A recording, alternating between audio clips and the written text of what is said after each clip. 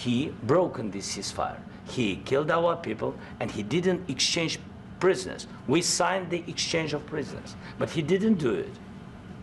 What kind of diplomacy, JD, you are speaking about? What do you mean? I'm talking about the kind of diplomacy that's going to end the destruction of your country. Yes, but if you Mr. President, with respect, I think it's disrespectful for you to come into the Oval Office and try to litigate this in front of the American media. Right now, you guys are going around and forcing conscripts to the front lines because you have manpower problems. You should be thanking the President for trying to bring an end to this conflict. Have you ever been to Ukraine that you say what problems we have?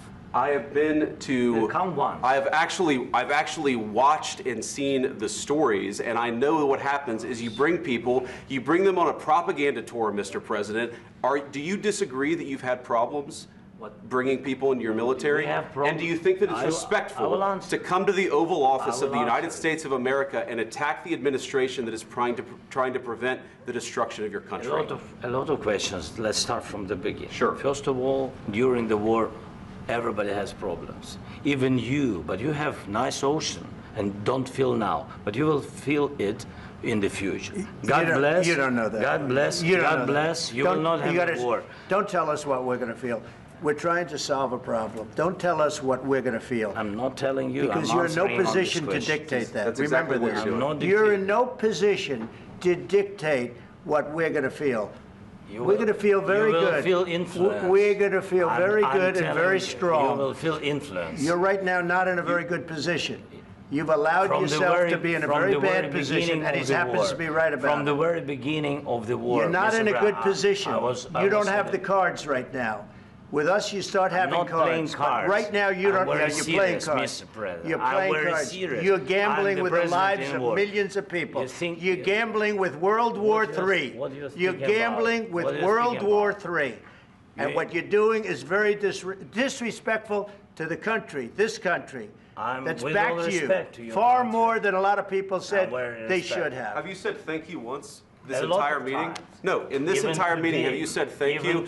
You went to Pennsylvania and campaigned for the opposition in October. Offer some words of appreciation for the United States of America and the president who's trying to save your country.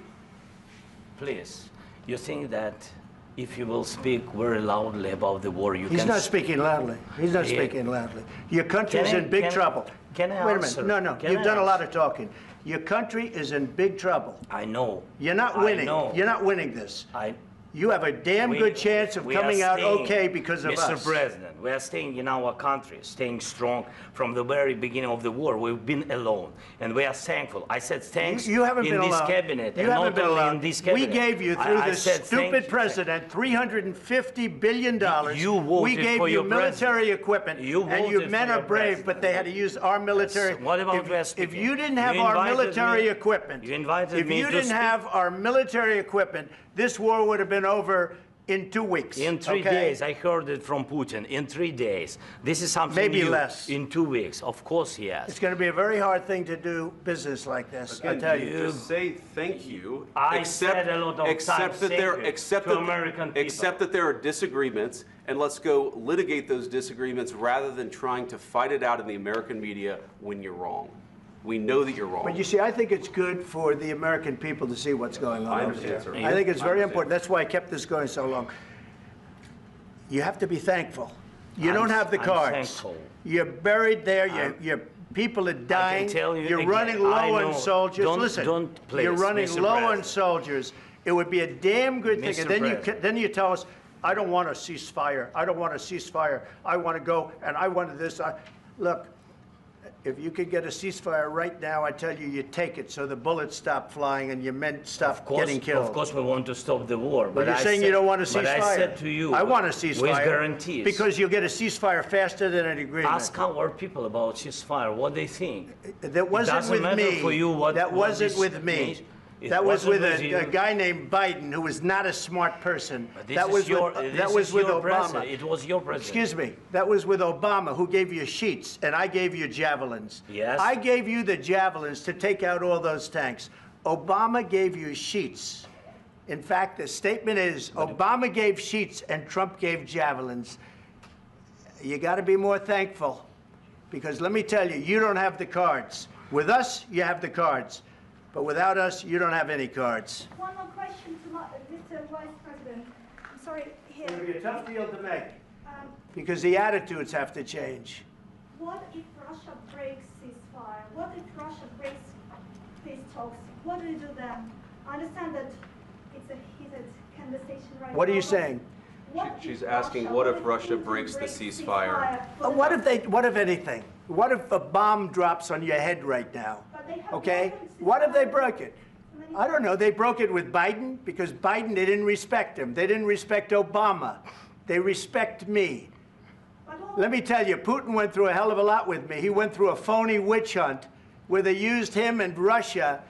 Russia. You ever hear of that deal? That was a phony Hunter Biden, Joe Biden scam. Hillary Clinton, Shifty Adam Schiff. It was a Democrat scam. And he had to go through that. And he did go through it. We didn't end up in a war. And he went through it. He was accused of all that stuff. He had nothing to do with it. It came out of Hunter Biden's bathroom. It came out of Hunter Biden's bedroom. It was disgusting. And then they said, oh, the laptop from hell was made by Russia, the 51 agents. The whole thing was a scam. And he had to put up with that. He was being accused of all that stuff. All I can say is this. He might have broken deals with Obama and Bush, and he might have broken them with Biden. He did, maybe. Maybe he didn't. I don't know what happened. But he didn't break them with me. He wants to make a deal. I don't know if you can make a deal. The problem is I've empowered you to be a tough guy. And I don't think you'd be a tough guy without the United States. And your people are very brave.